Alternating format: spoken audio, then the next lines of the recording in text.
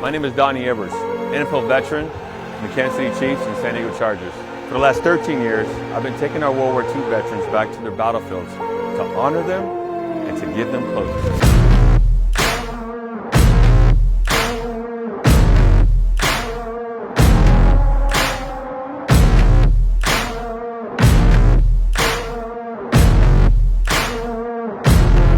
I'm Aaron Jones, Green Bay Packers running back, and this is Salute to Service Through My Eyes.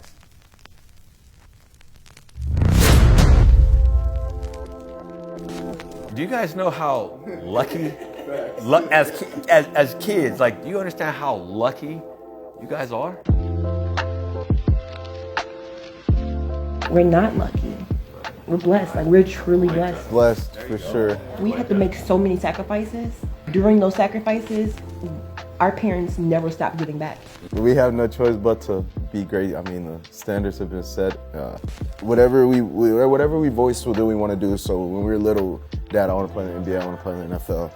He's like, you sure this is what you want to do? I'm going to push you towards that. And they've gotten down. They've been that step stool for us to continue to allow us to grow as players, people off the field as well. So I'm glad to have them as my parents. We went through those patches where Mom would say, "Oh, you too tough on them, you too hard on them," but it ended up being funny because she ended up being worse than me.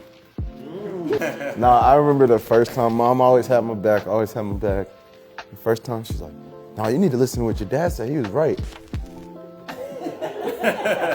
And I think I went in the back and cried. I just think family is the ultimate.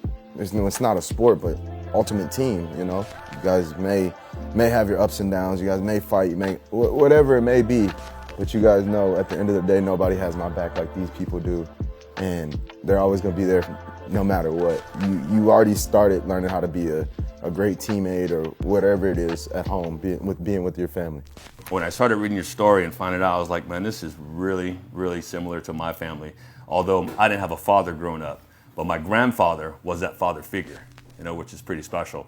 And, lo and behold, because of my grandfather is the reason why I choose, after I got done playing 14 years in the NFL, to give back to our men and women that wore the uniform. Because it's so important that we understand, that we realize that we just play football. Only in America we can get educated. I got a master's degree from UCLA. I'm the first person in my family that ever graduated from college, let alone get a master's degree. Because of the men and women that serve, that give us this opportunity. And it was like my grandfather said, he said, you can achieve anything in this country if you work hard. And I never forgot that. I was an athlete growing up, but my family situation wasn't stable. My mother, who's still living, she's a heroin addict. And I've never met my father, never seen a picture of him, don't know any of his family, anybody. But I like to tell people that I was just as good as my two sons. But I didn't have the family support. I didn't have the support to push me, to keep me on the right track and all of that. So I just knew that if I had kids and they wanted to do that, I wasn't going to push it on them, but it's what they wanted to do. Then I was going to do everything I could to support them and make sure that they had the best opportunity to achieve their goals. And so that's why we did everything as a family. All of us did it together. Did you think about joining the service as well? No, sir. No? Not at all. No? I said they served enough time. Both of them combined served enough time for me. And then our older brother's also in the Air Force, so I was like, yeah, it's good enough for me. You guys already hit the quota for the family, right? Yeah, like, yes, check, sir. Right? Yeah, check, yeah. As a military child, you make a lot of sacrifices. Yeah. And some of the sacrifices that you have to make, it makes you not want to serve. Because as a child, your mom and dad are always gone, or there's things that they cannot do with you. And then when they have to go for a long period of time and you have to go live with somebody else, then it makes them not want to serve. Because it was a huge, not only for us, but it's a huge sacrifice for them. It was a huge sacrifice. And the one rule I had is they couldn't quit. I don't care. You're not going to quit. If you started, You start something, you gotta finish it. You ain't gotta do it next year, but you gotta finish this. That's the promise I made my parents. Like once I left, that I would come back and graduating. My mom, like she said, you start something in this family, you finish it. And I mean, I've scored touchdowns, I've done so many things, but it was like no other feeling walking across that stage, something no one can take from me. I really feel like it was better than like playing in the NFL. Like that feeling, like you walked across the stage, you was like, You did? I unzipped my thing and opened it up. Like, boom.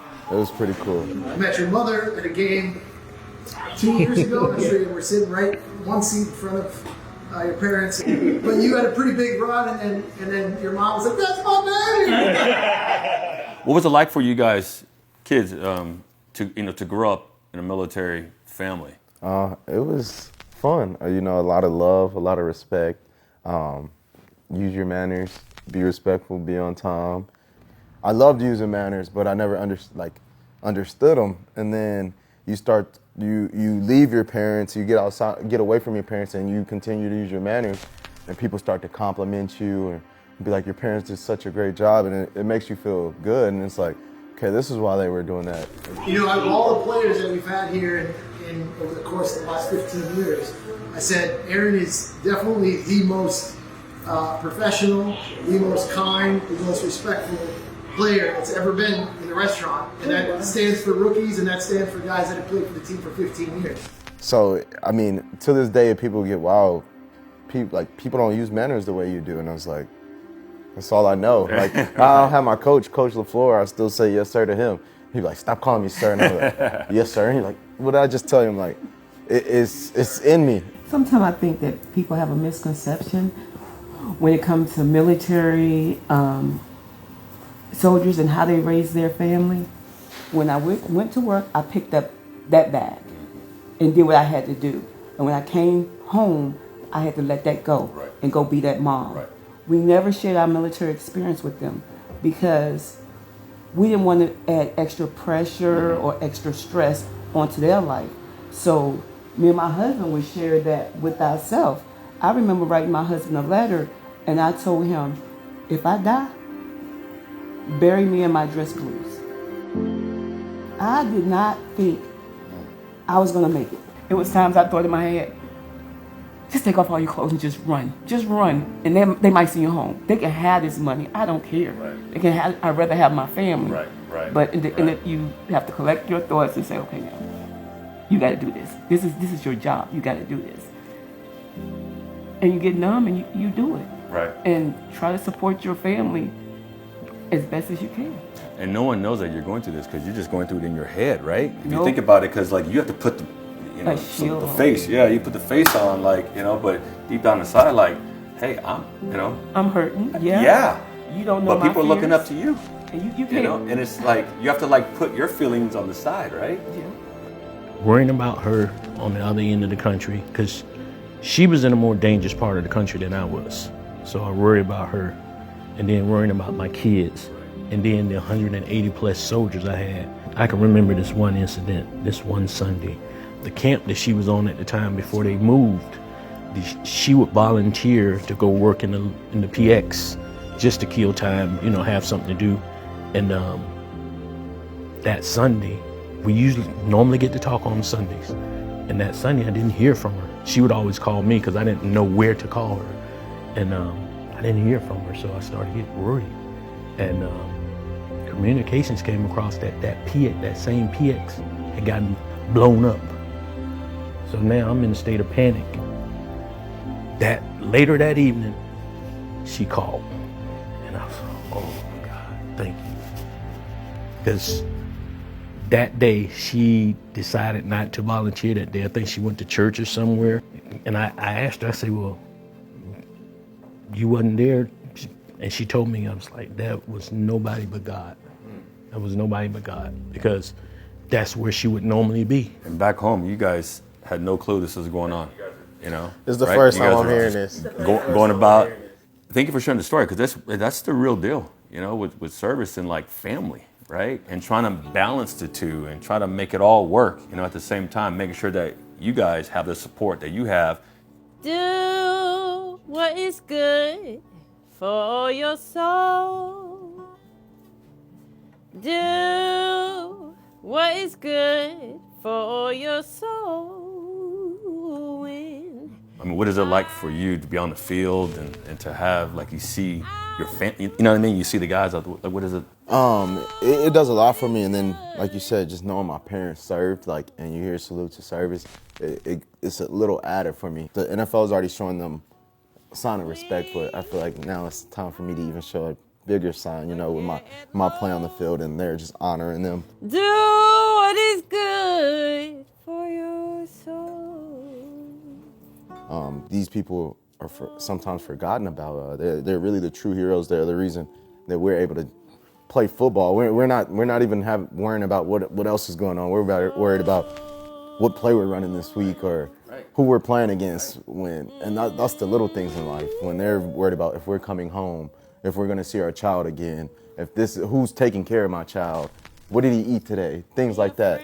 So when you think about it on a scale like that, they're the true heroes. So Do what is good for your soul. I'm not only representing myself, but the name on the back of my jersey I get from them. And what do? They serve this country, and they served it to the highest of their ability. And so that's the only way I feel like I can go out and repay them in a way. It's never going to make up for what they did, but whenever you have a bad day, you're still living greater than somebody is on their worst day, you know? And so it teaches you not to take things for granted and be where your feet are, take every moment in and just enjoy life. I'm Aaron Jones, Green Bay Packers running back, and this is Salute to Service Through My Eyes.